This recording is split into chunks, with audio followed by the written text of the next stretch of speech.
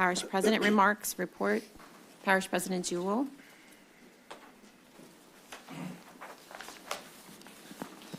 Thank you, Chairwoman.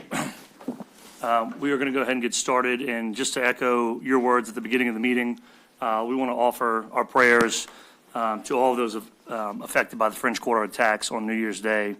Obviously, started off 2025 on a dark note, but we ask that all of you and all of the residents continue to pray for all of those who were killed and their families, as well as those who were injured by this terrorist attack in New Orleans.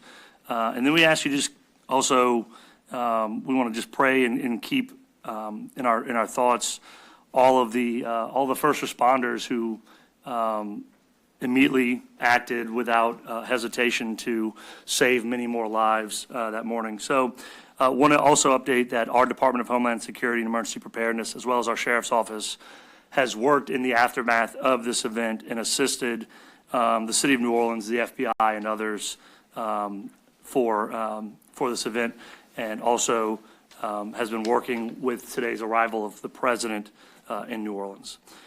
All right, next we'll go to the incident on the Mississippi River. Hard to tell what is going on in this photo, but this is the salvage operations that were going on after the tugboat collision. On December 29th, bulk carrier, the Clara B, collided with a tugboat, the Patrick J, just north of the Hale Boggs Bridge. As a result of that collision, the tugboat sank. All 5 crew abandoned the ship and are okay. They were brought to a local area hospital where they were checked out.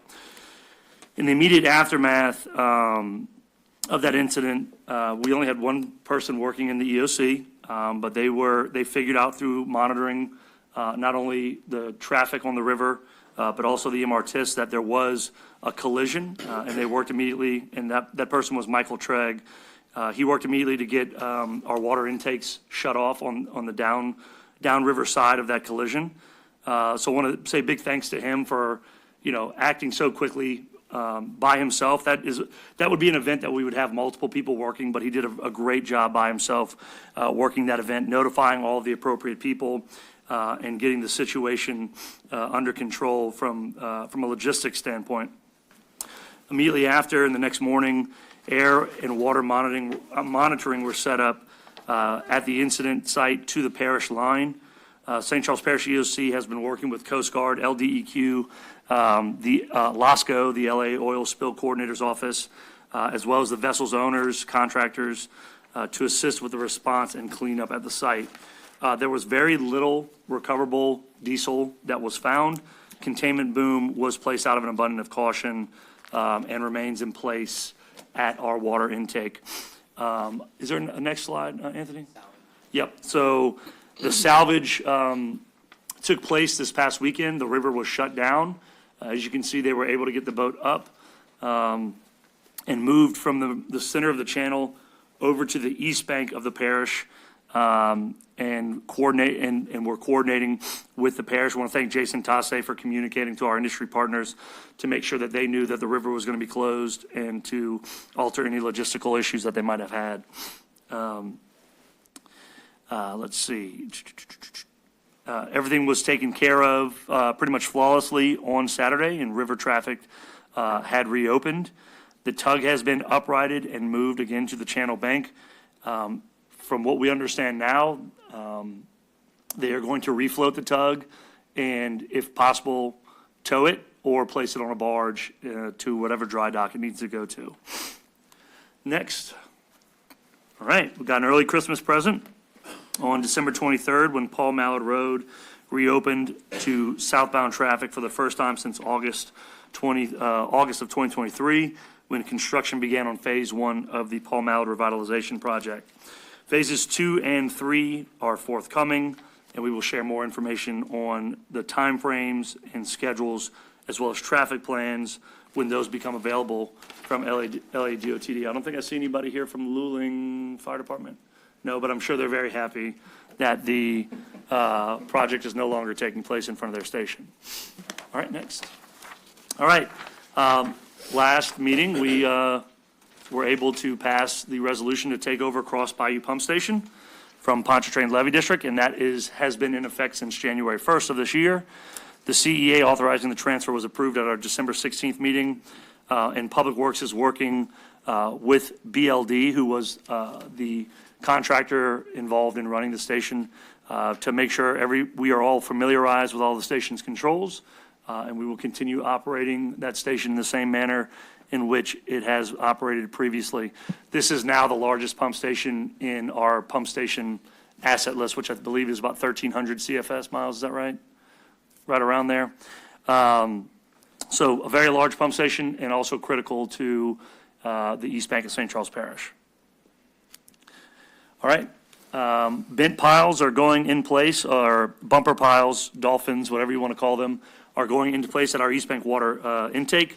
The piles are going to act as barriers to prevent any type of barge strike or vessel strike that would otherwise leave, and would otherwise, without these, would leave our intake susceptible to other hazards in the river. East Bank lift station upgrades. Okay, the work for the East Bank sewer lift station project is almost complete. We are waiting for Entergy to run power to the station at Wildcat Lane. East Street and Clayton Drive in Norco are now connected, I think as of today, and startup is scheduled for tomorrow to bring those stations online. The project took Lake Pontchartrain Basin Foundation funding to convert 3 older dry pit stations to submersible stations. I think you recall at a previous meeting, I showed the difference between those two types of stations. These require less maintenance and are safer for our crews to work on. All right, Texaco Road force main.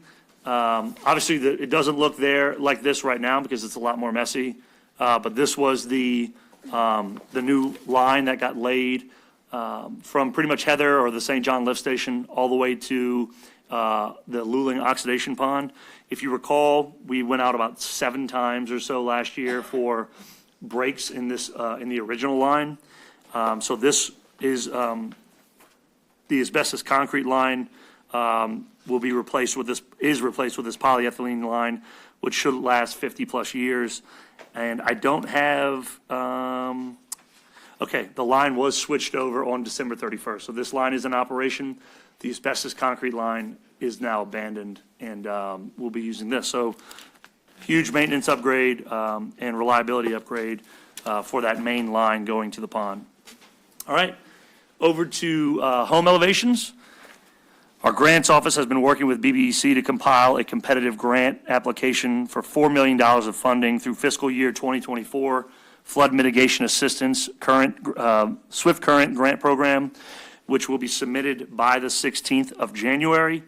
Of the 203 letters sent to homeowners, 27 returned documents to BBEC. Of those 27 homes, 19 were severe repetitive losses and 8 were repetitive losses. I think I have some information here about severe repetitive loss and repetitive loss. Essentially, severe repetitive loss have 4 or more separate claims. Repetitive loss have 2 or more, or at least 2 separate claims. SRLs are eligible for 100% cost share.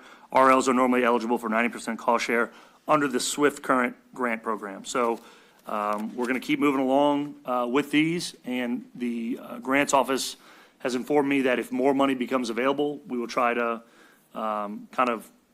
notify those residents again one more time and get more people into the program and utilize as much of the funding as we can. All right, Primetime Seniors event, Thursday at 10 a.m. at the Edward A. Dufresne Community Center. We're going to celebrate the start of our new Primetime Seniors program. The kickoff will showcase what seniors can expect from the new program, and it also allows seniors to share feedback on things that they would like to see for future tailored offerings to meet their needs. And this event marks the transition from the RSVP program to this new program offered by Parks and Recreation. Additionally, information including calendar events will be found at www.scpparksandrec.com/primetime. We also have spring sports registration open. It's going to be open for recreation baseball, softball, t-ball, tennis, and track and field through January 25th, with late registration from the 26th through the 31st. Links to register through your booster club or the host organization, can be found online at scpparksandrec.com. We have our Christmas tree recycling program going on right now. Through January 17th, residents can drop off natural Christmas trees without any lights, stands, bags, ornaments, or flocking at the West Bank Bridge Park or at the Ormond Sandbag location along the railroad tracks near the fire station on Ormond Boulevard until January 16th. Or curbside collection will be January 13th through the 17th. As you know, the Christmas trees are used on the coast to help prevent coastal land loss. Save the date for Trash Bash 2025. Our 17th annual Trash Bash will be held on April 12th with the celebration to follow at the community center and a community-wide cleanup. This year, we hope to make the event even bigger than ever, especially with the Lieutenant Governor's recognition of our efforts in last year's through Love the Boot Week and our award that we won, the Outstanding Parish during Love the Boot Week last year. Stay tuned for more information. We are going to coincide, I don't think it's going to be on the same day, but in the general time frame as our biannual household hazardous waste pickup. More information on that to come as well. And that concludes my report.